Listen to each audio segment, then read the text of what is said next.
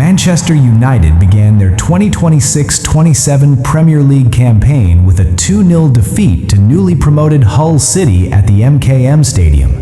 The result marked the first match of Michael Carrick's permanent tenure as manager, following his appointment after serving as interim boss since January.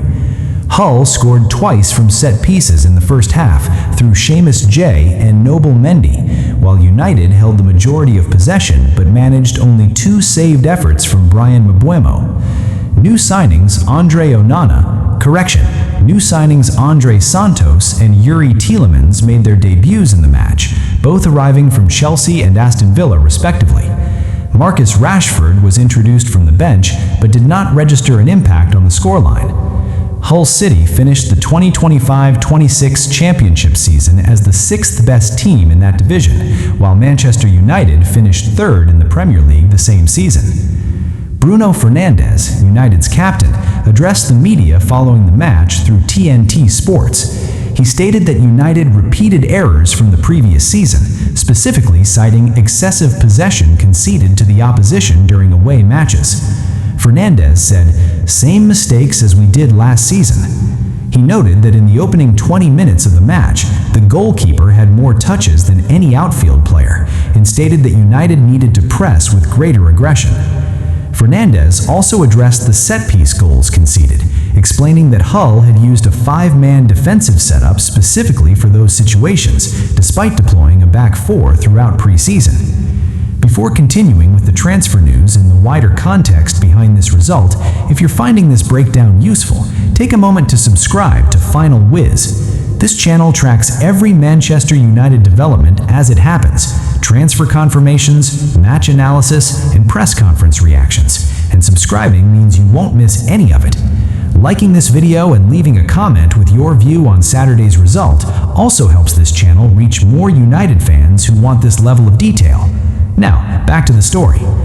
Michael Carrick also spoke after the match, describing the performance as containing positive elements alongside areas requiring improvement. He stated that conceding first against a newly promoted home side made the match more difficult to control.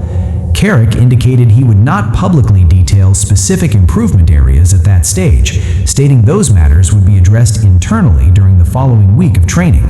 He confirmed the result would not alter the club's overall direction and stated the team would remain focused on the next fixture. The defeat also exposed a specific tactical issue for United: the absence of a recognized focal point in attack. Benjamin Šeško, signed as a forward, was included in the matchday squad but had not played a single minute during pre-season due to a shin injury sustained the previous season. Šeško entered the match with approximately 20 minutes remaining. Prior to his introduction, United deployed Mbeumo and Matheus Cunha in central attacking roles, both operating in unfamiliar central positions. Carrick's assistant, Steve Holland, was also present for the match, continuing in his advisory role to Carrick.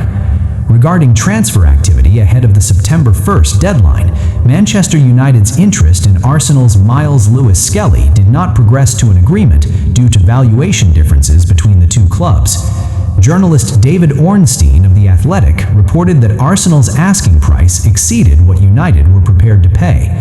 Arsenal manager Mikel Arteta stated he was certain Lewis-Skelly would remain at the club. Following this, United redirected their interest toward a long-standing target, Carlos Baleba from Brighton. United have also shown interest in Newcastle United's Lewis Hall as a left-back option, but were similarly deterred by Newcastle's valuation. Hall is reported to be in discussions with Newcastle regarding a new contract, which would also include a position within the club's newly formed player leadership group under manager Steve Bruce. Under new managerial staff, following managerial changes at Newcastle. This leaves United's left-back search unresolved heading into the closing stages of the transfer window. Separately, Aston Villa have made contact with Manchester United regarding the availability of forward Joshua Zirkzee. Zirkzee has been extensively linked to a move to Napoli, though that transfer remains on hold while Napoli work to sell another player first. This delay has allowed other clubs, including Villa, to register interest. Journalist Fabrizio Romano reported that Villa's inquiry is in its early stages. Villa's squad has undergone significant changes this summer, with departures including Tielemans and arrivals including former United players Alejandro Garnacho and Aaron Wan-Bissaka, alongside new signings Lucas Digne, Morgan Rogers, and Ezri Konsa. The combination of Zirkzee's expected departure and Šeško's fitness limitations leaves Manchester United without a fully available recognized striker for upcoming fixtures. Mbeumo and Cunha functioned as alternative attacking options against Hull, a role description Carrick appeared willing to rely on based on their effectiveness in the previous season. However, the Hull result demonstrated the limitations of that approach at the start of a new campaign that includes Champions League fixtures. United's next fixture follows against Ipswich Town, adding further significance to the club's response in the coming week. The club's technical leadership, including Omar Barada and Jason Wilcox, were in attendance for the Hull match and are tasked with resolving the squad's remaining needs before the transfer window closes on September 1st. Based on the Hull performance, the club's most pressing requirements include a left back and additional attacking depth capable of operating as a recognized center forward when Šeško is unavailable. United's business so far this summer includes the arrivals of Santos from Chelsea and Tielemans from Aston Villa, with Baleba's transfer from Brighton in progress. The club's summer priority has centered on midfield reinforcement, with those three signings addressing that department. Attention is now expected to shift toward the defensive and attacking positions identified as deficient during the Hull match, specifically left back cover and center forward depth. This situation places pressure on United's recruitment staff to finalize agreements within the remaining transfer window. With Lewis-Skelly and Hall both priced beyond United's stated valuation limits, and with Zirkzee's future clouded by the stalled Napoli deal, the club's options for immediate reinforcements remain limited heading into the final 10 days of the window. If you want to stay updated as these deals develop, whether it's the Baleba transfer being finalized, Zirkzee's next destination, or United's move for a new left back, make sure you're subscribed to Final Whiz.